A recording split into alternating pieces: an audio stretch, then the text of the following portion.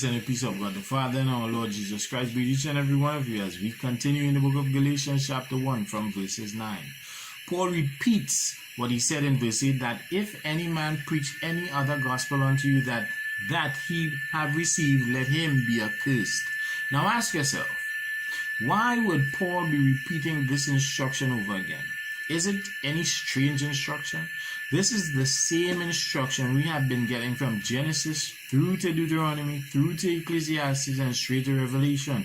Do not add and do not take away from the word. Leave it as it is. To alter anything corrupts it. Then it is not true and no good to you.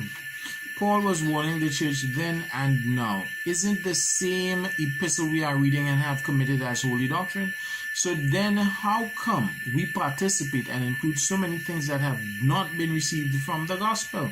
We are such a disobedient people.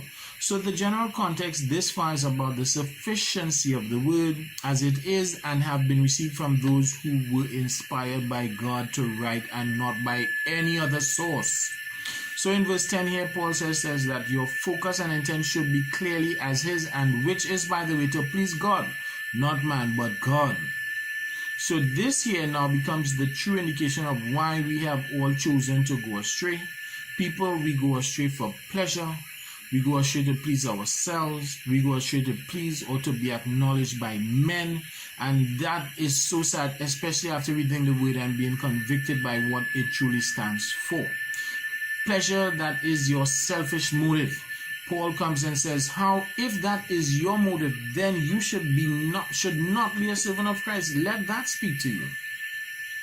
These verses go way deeper, on which I would expound upon in a Bible study with you. You know, when the youth ministry was launched at my church, I asked the young believers who were there to commit this verse to memory. Live your life pleasing only to God.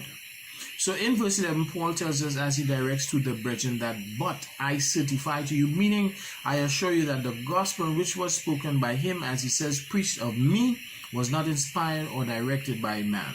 And this was not only alluding to the fact that a gospel could have came from another source, but in fact it did, seeing that after the book was sealed by John in Revelation, things were added, even the addition of days to a Christian calendar of events which really does not exist, by which no man has the authority to announce, declare, or do so. Now you know many believers and scholars will agree with me here, but will still continue to participate in things which were not ordained by God within his church. Why?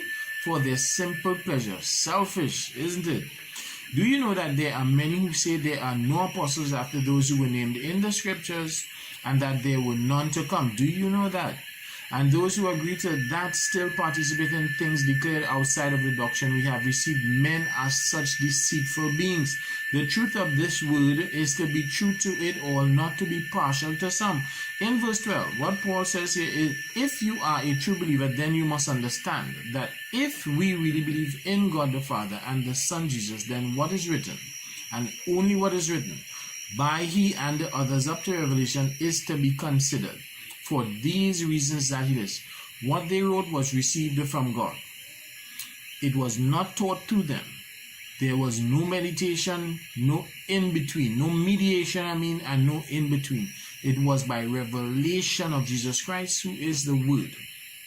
Any other source is not to be deemed credible. There is no head of any church after them to include any holy dictates to the church. It is all written and sealed. So the truth is, if you participate in anything outside of this, now is a good time to stop. Seeing I hope you understand the truth. I didn't say it, the Bible did. It's neither received it of man, neither was I taught it, but by the revelation of Jesus Christ. Read it for yourself, Galatians 1 verses 12. In verse 13, he brings his past religious lifestyle into view, as he says, you knew that his only intent arising from that zealousy was to destroy the church of God, of which he said, and admits here to also doing, as he says, and wasted it. In verse 14, he says that he did fain gain recognition among the Jews, seeing he was more eager than anyone else to be obedient to his former teachings. His loyalty could not be surpassed. Now, I want you to meditate on those verses 13 and 14 for a while and ask yourself the reason for the inclusion of it by Paul. So in verse 15, he says that when the time came, God the Father, who is responsible for all creation, through grace called him unto excellent change. My friends, God can remove you from any older lifestyle by the renewing power of the gospel, which is the sacrifice of the Son who displayed the power of the resurrection. Today, trust in God.